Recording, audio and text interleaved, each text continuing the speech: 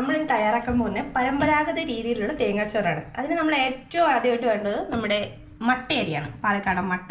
ഇതിന് വേറെ ഏത് അരി ഉപയോഗിച്ച് കഴിഞ്ഞാലും അത്ര ഒരു പെർഫെക്റ്റ്നെസ് ഉണ്ടാവത്തില്ല. പണ്ട് മുതലേ മട്ടയരി തന്നെയാണ് ഇതിന് യൂസ് ചെയ്യുന്നത്. പിന്നെ വേണ്ടത് ഇത് 6 ഗ്ലാസ് അരിയാണ്. 6 ഗ്ലാസ് അരിക്ക് 3 മുറി തേങ്ങ. അത് തേങ്ങയുടെ വലുപ്പം ഒരു മീഡിയം ടൈപ്പ് തേങ്ങയാണ് വേണ്ടത്. 3 മുറി ചിരകിയതാണ്. ഇത് ഒരു സവാള. ഇത് നമുക്ക് താളിക്കാൻ വേണ്ടിയിട്ടാണ്. 2 സ്പൂൺ മല്ലിപ്പൊടി.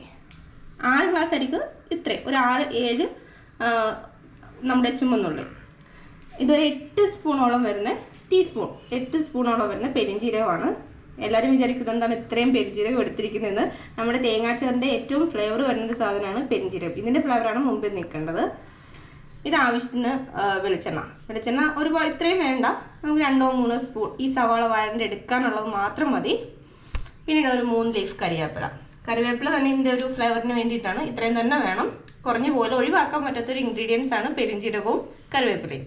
പിന്നെ ആവശ്യത്തിന് ഉപ്പ്. ഇത്രയും ഉണ്ടെങ്കിൽ നമുക്കൊരു അടിപൊളി തേങ്ങാച്ചോറ് തയ്യാറാക്കി എടുക്കാം. ഇനിയിപ്പോൾ നമുക്ക് വേണ്ടത് ഇപ്പോൾ കാട്ടിയ തേങ്ങ 3 മുറി തേങ്ങ അരച്ചെടുക്കണം. തേങ്ങ അരച്ചെടുക്കാനായിട്ട് നമുക്ക് തേങ്ങ ആദ്യം ഇടാം. തേങ്ങ, പിന്നീട് നമ്മൾ എടുത്തു വെച്ചിരിക്കുന്നത് 8 സ്പൂണോളം വരുന്ന പെരിഞ്ജീരകം, പിന്നീട് നമ്മുടെ ചുവന്നുള്ളി. ഇത് ആദ്യം നമുക്ക് കുറച്ച് വെള്ളം ഒഴിച്ചിട്ട് നല്ല പേസ്റ്റ് ആയിട്ട്, കാരണം പെരിഞ്ജീരകം തേങ്ങയുടെ കൂടെ ആദ്യം തന്നെ ഇട്ട് കഴിഞ്ഞാൽ എല്ലാം കൂടെ മിക്സായി വരാൻ താമസം എടുക്കും. അപ്പോൾ ആദ്യം കുറച്ച് തേങ്ങയും പെരിഞ്ജീരകവും നമ്മുടെ ചുവന്നുള്ളി എല്ലാം കൂടെ നന്നായിട്ട് അരച്ചെടുക്കാം. അതിനുശേഷം നമുക്ക് ബാലൻസ് തേങ്ങ ഒന്നുകൂടെ ഇതിൻ്റെ കൂടെ ആഡ് ചെയ്തിട്ട് വീണ്ടും അരച്ചെടുക്കാം. ഇതിപ്പം നമ്മൾ പെരിഞ്ജീരകവും ഒക്കെ ഒരു 3/4 ഭാഗത്തോളം അരഞ്ഞിട്ടുണ്ട്. ഇനിയിപ്പം നമ്മൾ ബാലൻസ് എടുത്ത് വെച്ചിരിക്കുന്ന തേങ്ങയും കൂടെ ഇടാം.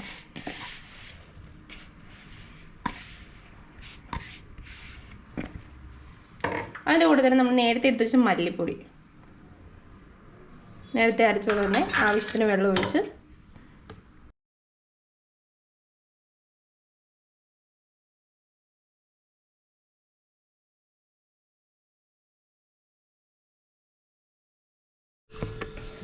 ഇതിപ്പോൾ നന്നായിട്ടെന്ന് പറഞ്ഞാൽ ഒരുപാട് മഷി പോലെയല്ല, ചെറിയ തരികളോടുകൂടി നമ്മൾ അരച്ച് വെച്ച തേങ്ങയാണ്. തേങ്ങ, ചുവന്നുള്ളി, പെരിഞ്ജീരകം, മല്ലിപ്പൊടി എല്ലാം ചേർത്ത് അരച്ച് വെച്ചതാണ്.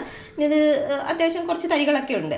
പല സ്ഥലങ്ങളിലും പല രീതിയിലാണ്. ചില സ്ഥലങ്ങളിൽ ഇത് തേങ്ങാപ്പാൽ മാത്രമായിട്ട് പിഴിഞ്ഞ് വെക്കാറുണ്ട്. പക്ഷെ നമ്മൾ ഇടുക്കി, ഈരാറ്റുപേട്ട ഭാഗത്തേക്കൊക്കെ ചെല്ലുമ്പം ഇതുപോലെ ചെറിയ തൈയോടുകൂടി അരച്ച് അതിൽ കുറച്ച് മഞ്ഞൾപ്പൊടി ഇട്ട് മഞ്ഞ കളറിലാണ് തേങ്ങാച്ചോറ് വെക്കാറ്. ചില സ്ഥലങ്ങളിൽ മഞ്ഞൾപ്പൊടി ഇടാറില്ല. അതുകൊണ്ടാണ് നമുക്ക് നേരത്തെ തന്നെ ഇത് വിട്ടുപോകാൻ കാരണം. അപ്പോൾ നമ്മൾ വിട്ടുപോയ ഇൻഗ്രീഡിയൻസ് മഞ്ഞൾപ്പൊടിയാണ്.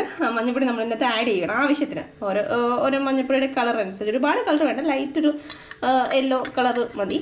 നമ്മൾ ആവശ്യത്തിന് എടുത്തിട്ട് അതിലേക്ക് നമ്മൾ മിക്സ് ചെയ്യണം.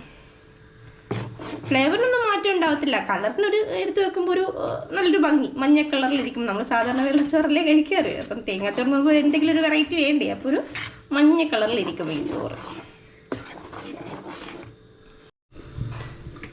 ഇനിയിപ്പോൾ നമ്മളൊരു ചെമ്പ് വെക്കുകയാണ്, ഒരു ബിരിയാണി ചെമ്പ്.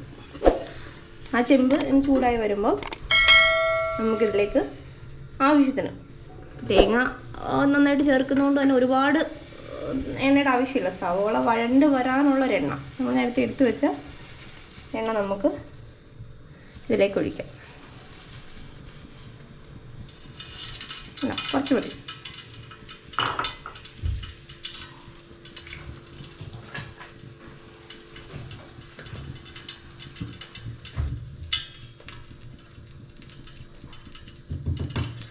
എണ്ണ ചൂടായി വരുമ്പോൾ നമ്മൾ ഈ എടുത്ത് വെച്ചിരിക്കുന്ന ഒരു സവാള,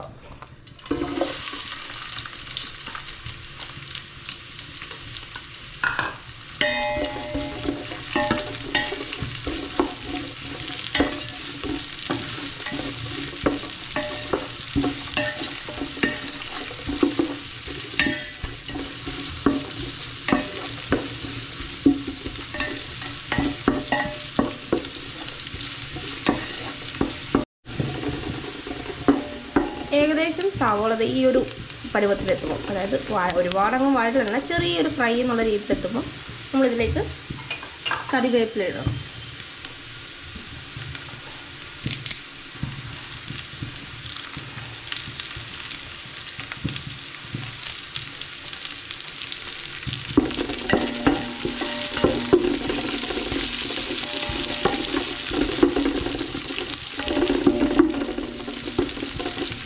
അതായത് ഇതിൻ്റെ ഒരു ഫ്ലേവർ എന്ന് പറഞ്ഞാൽ കറിവേപ്പിലയുടെയും പെരുംജീരകത്തിൻ്റെയും ആണെന്ന് ഞാൻ ആദ്യം തന്നെ പറഞ്ഞില്ലേ.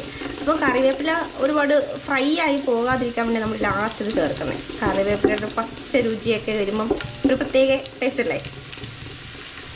ഇനി നമ്മളിതിലേക്ക് നേരത്തെ അരച്ച് വെച്ചിരുന്ന തേങ്ങ ഒഴിക്കുകയാണേ.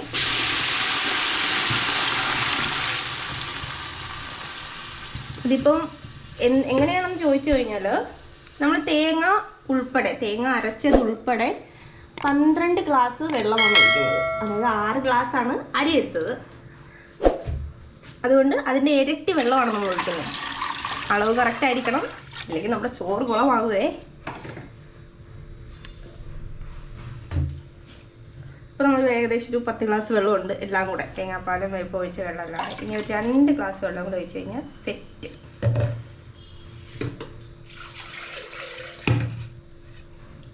പിന്നെ ചിലരുടെ അരിയുടെ വേവ് പോലെ ഉണ്ട്. ഇപ്പം ഞങ്ങളുടേത് പവിഴമാണ്, അതുകൊണ്ട് നമുക്ക് കുറേ നാളുകളായിട്ട് ഞങ്ങൾ ഇത് തന്നെയാണ് വെക്കുന്നത്. അതുകൊണ്ട് ഞങ്ങൾക്ക് ഏകദേശം ഒരു ധാരണയുണ്ട്, ഇത്രയും വെള്ളം കറക്റ്റ് ഒഴിച്ച് കഴിഞ്ഞാൽ കറക്റ്റ് വേവായിരിക്കും.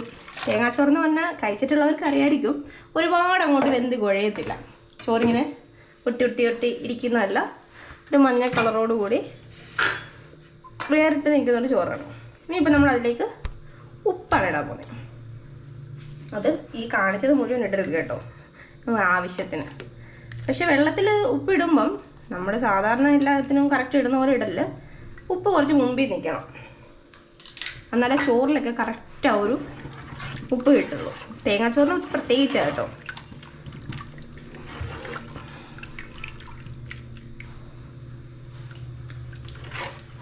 ഇപ്പം നമ്മുടെ വെള്ളത്തിന് നമ്മൾ ഉദ്ദേശിച്ച രീതിയിലുള്ള വലിയ ഉപ്പൊന്നുമില്ല, അതുകൊണ്ട് ഞാൻ കുറച്ചുകൂടി ഉപ്പ് ഇടുക കേട്ടോ.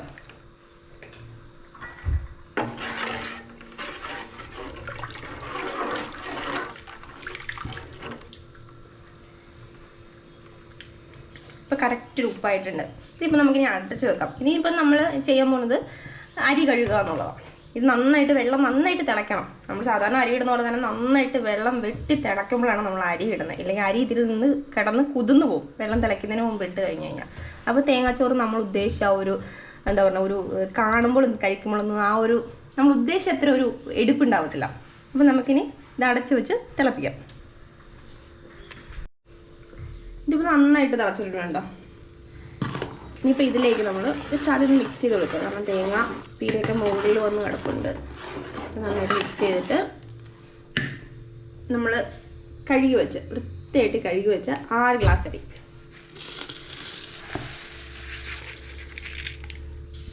മെഷർമെൻറ്റ് കറക്റ്റ് ആയിരിക്കണം. 6 ഗ്ലാസ് അരിക്ക് 12 ഗ്ലാസ് വെള്ളം.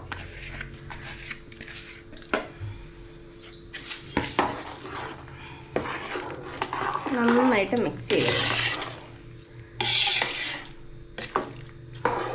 ഇതിപ്പോൾ ഒരു 10 മിനിറ്റോളം നല്ല ഹൈ ഫ്ലെയിമിൽ തന്നെ വെക്കുക. കാരണം ലോ ഫ്ലെയിമിൽ വെച്ച് അരി കുതിർന്നു പോകും.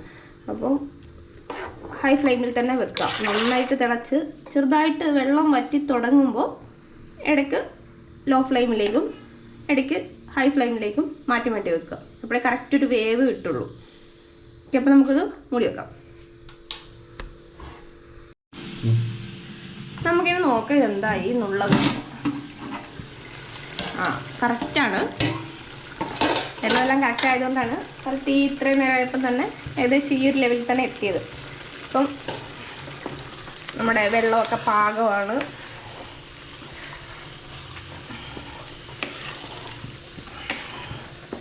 ഈ ഒരു അവസ്ഥയിലേക്ക് എത്തിക്കഴിഞ്ഞ് കഴിഞ്ഞാൽ പിന്നെ നമ്മളൊരിക്കലും ഹൈ ഫ്ലെയിമിലേക്ക് വെക്കാൻ പാടില്ല, ചോറ് പിടിക്കും. അപ്പോൾ നമുക്കിതിനി ലോ ഫ്ലെയിമിൽ വെച്ച് തന്നെ തട്ടി പൊത്തി വെക്കുക എന്നൊക്കെ പറയും ഞങ്ങളുടെ നാട്ടിൽ. എല്ലായിടത്തും അങ്ങനെയാണോ പറയുന്നത് അറിയാൻ പാടില്ല. ഇങ്ങനെ ലെവലാക്കിയിട്ട് തവയൊക്കെ കൊണ്ട് ജസ്റ്റ് ഇങ്ങനെ 2 അടിയൊക്കെ അടിച്ചിട്ട് നമുക്ക് അടച്ച് വെച്ച് ലോ ഫ്ലെയിമിലിട്ട് ഒരു 10-20 മിനിറ്റ് കഴിഞ്ഞ് കഴിഞ്ഞാൽ നമ്മുടെ തേങ്ങാച്ചോറ് റെഡി ആയിരിക്കും. ഈ ലോ ഫ്ലെയിമിലിരുന്ന് ഒരു 20 മിനിറ്റ് വേകട്ടെ. അപ്പം നമുക്ക് ഫുൾ വെള്ളമൊക്കെ വറ്റി. ഇതിപ്പോൾ നമ്മൾ ചോറ് കണ്ടോ, ഇടയ്ക്ക് ഒരു 2 തവണ ഞാൻ 20 മിനിറ്റിനിടയ്ക്ക് 2 തവണ ഞാൻ ഏകദേശം 20 മിനിറ്റ് ആയിട്ടില്ല ഞാൻ ഇളക്കി ഇട്ടിട്ടുണ്ട്. അപ്പോൾ ഇങ്ങനെ കാണുമ്പോൾ അയ്യോ ചോറിന് വെള്ളമൊക്കെ കുറഞ്ഞു പോകാനൊക്കെ ചിന്തിക്കും നമ്മൾ. പക്ഷേ ഇത് ഏകദേശം ഒരു 3/4 ഭാഗം, ഒരു അരഭാഗത്തിന്, ഒരു 50% മുകളിൽ, ഒരു 60-65% ഇത് വെന്തിട്ടുണ്ട്. ഇനിയുള്ള വേവ് ഇത് ആവിയിലാണ് വേകുന്നത്. അപ്പം ഈ ഒരു ഉണ്ടോ, ഈ ഒരു കൺസിസ്റ്റൻസി വെള്ളം ഇതിനകത്ത് ഉണ്ട്, ചെറിയ നനവുണ്ട്. അപ്പോൾ ചോറ് നന്നായിട്ട് ഡ്രൈ ആവും. അപ്പം ഇനിയുള്ള വേഗലെന്ന് പറഞ്ഞു കഴിഞ്ഞാൽ നമ്മൾ നന്നായിട്ട് ടൈറ്റായിട്ട് ഇങ്ങനെ തട്ടി വെക്കുക എന്നുള്ളതാണ്. ഇടയ്ക്കിടയ്ക്ക് ഇളക്കുക, തട്ടി വെക്കുക. അങ്ങനെ 2-3 തവണ കൂടെ ചെയ്ത് കഴിയുമ്പോൾ ചോറ് റെഡി. ഇനി ഈ തേങ്ങാച്ചോറിൻ്റെ പ്രത്യേകത എന്ന് പറഞ്ഞു കഴിഞ്ഞാൽ ഒരു പകുതി വെള്ളത്തിൽ ബാക്കിയുള്ളത് ഇരുന്ന് ആവിയിലാണ് വേകുന്നത്. അതുകൊണ്ടാണ് നേരത്തെ കറക്റ്റായിട്ട് പറഞ്ഞത്. ഇനി ലോ ഫ്ലെയിമിൽ മാത്രമേ ഇതിൽ നിന്ന് വേഗാവുള്ളൂ.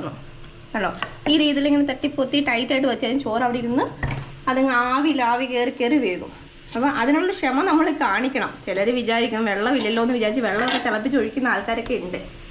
അപ്പം നമ്മൾ ആ ഒരു മണ്ടത്തരം ഒരിക്കലും കാണിക്കില്ല. ഇതാണ് തേങ്ങാച്ചോറ്, ഇങ്ങനെയാണ് വേകുന്നത്. ഇനിയുള്ള വേവ് ഇങ്ങനെ ഇരുന്ന് തന്നെ ആയിരിക്കും വേകുന്നത്. ഓക്കെ, അപ്പം നമുക്കിനി വെന്തതിന് ശേഷം നമുക്ക് നോക്കാം.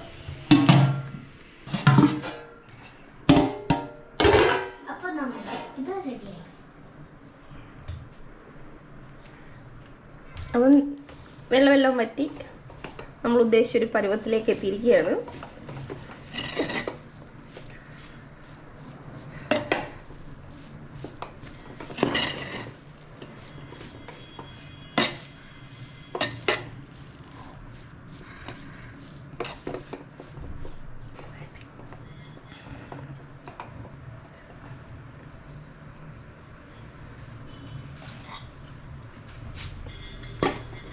നമുക്ക് ഇതൊരു സർവിങ് പ്ലേറ്റിലേക്ക് ഇതൊന്ന് മാറ്റാം. എന്നിട്ട് നമ്മുടെ തേങ്ങാച്ചോറ് എങ്ങനെയുണ്ടെന്ന് നോക്കാം.